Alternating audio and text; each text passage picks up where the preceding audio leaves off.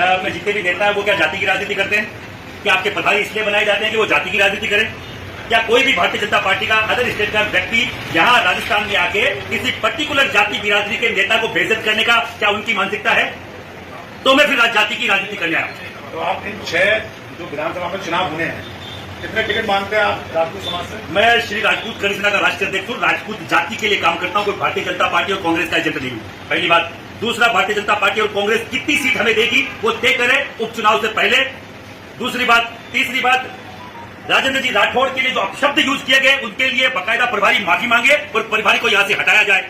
चौथी बात, जो उनका हक था, जो राजस्थान के नेताओं का हक था, जो किसी जाति बिरादरी में बांध के नहीं बोल रहा, चाहे वो राजेंद्र जी राठौड़ हो, चाहे सतीश जी पूनिया हो, चाहे अलका गुर्जर हो, चाहे कोई भी भारतीय जनता पार्टी का वयोवृद्ध नेता हो जो राज्यसभा में जाने के लिए अधिकृत थे, उनको क्यों नहीं भेजा गया? मैं पूछना चाह रहा हूं इन चैनलों के माध्यम से भारतीय जनता पार्टी के आला जो भी नेता विराजमान है दिल्ली में, क्यों हम पे ऐसे लोग थोपे जाते हैं जो न तो हमारे हित की बात करते हैं, न हमारे राज्य की बात कर पाते। वो अपने राज्य की बात अपने राज्य में नहीं कर पा रहे, वो हमारे राज्य की और हमारे हितों की बात राज्यसभा में कैसे रखेंगे? मैं पूछना चाह रहा हूं भारतीय जनता पार्टी के नेताओं से। और कब तक राजपूत समाज को हंसिए पे रखने का काम भारतीय जनता पार्टी करेगी?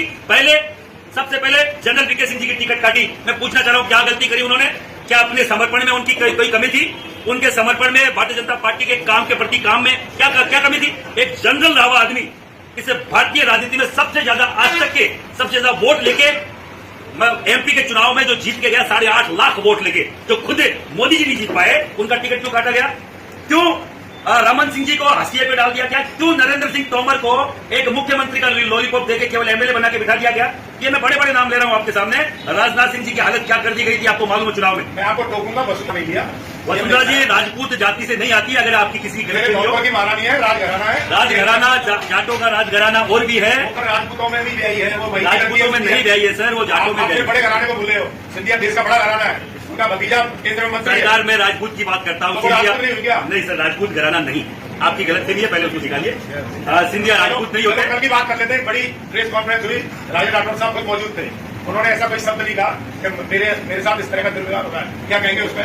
मैं बोलना चाह रहा हूँ राजेंद्र राठौड़ साहब अपनी पार्टी की उसमें हाथों में बंधे होंगे, महिपाल सिंह मकराना और कर्ण सिन्हा नहीं है। हमारे समाज के नेताओं के साथ अगर गलत होगा, बाकायदा मुखरता से आवाज उठाई जाएगी और वो जो नहीं बोल पा रहे वो बोलने की हमें क्षमता भी है। एमपी चुनाव में पूरे देश में हम लोगों ने इसको बाकायदा पूरे देश में रखा है और हमारी जो राजपूत समाज में जो राजनीतिक जागृति है वो कैसे आएगी हमें मालूम है। और बाकायदा जब ये मानने को तैयार नहीं है कि एमपी चुनाव में राजपूत की नाराजगी के कारण से 400 पार का नारा 240 बैठक गया, तो अभी तो हरियाणा के विधानसभा के चुनाव बाकी है। हम लोग उसमें भी तय करेंगे जाके कि राजपूत कितने नाराज हैं। हम तय करेंगे 6 विधानसभा के जो वापस से जो चुनाव होंगे उपचुनाव होंगे उनमें। और जब तक ये बर्बादी जी को नहीं हटाया जाता, बाकायदा हमारा विरोध जारी रहेगा। समाज कोई पार्टियों का बंधुभाव मजदूर नहीं है। 90 से 95% तक हम लोगों ने बीजेपी को सींचा, बीजेपी को वोट किया है, पर बीजेपी ने हमारे आला नेताओं को काटने के अलावा कोई कार्य नहीं किया है। जब से मोदी जी आए तब से पता ही नहीं क्या उनकी टीम को बेर है राजपूत समाज से कि हर दिन एक नेता को साइडलाइन कर दिया जाता है। कांग्रेस से आया हुआ व्यक्ति 4 महीने पहले कांग्रेस से आया। ये आपके जो अभी राज्यसभा चुन के गए बिट्टू जी, वो 4 महीने पहले ही कांग्रेस से आए।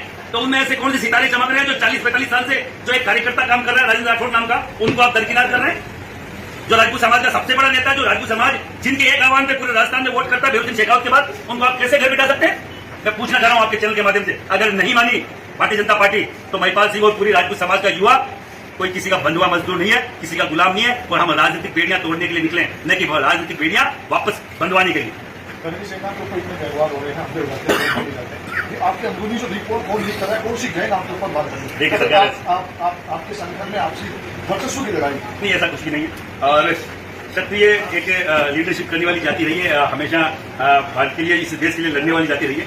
जो लोग लीडरशिप रखते हैं, जिस जाति में लीडरशिप की क्षमता ज्यादा है, तो वहां इस तरह की घटनाएं होती रहती है। और मैं तो केवल ये बोलना चाह रहा हूं, अगर आपस में कोई किसी भी तरह का कोई विरोध है तो केवल जाति में उबाल है, खून में उबाल है, उसी का एक नतीजा, उससे ज्यादा कुछ भी नहीं। कौन सी गैंग बात करती है? गैंग टाइप की तो हमने अभी तक किसी को नहीं देखा कि हम पे किसी ने गैंगवाद किया है। पर हाँ, कोई भी अगर इस तरह की मंशा रखता है तो चैलेंज करके दो हाथ कर ले, मालूम चल जाएगा कौन कमजोर और कौन ताकत।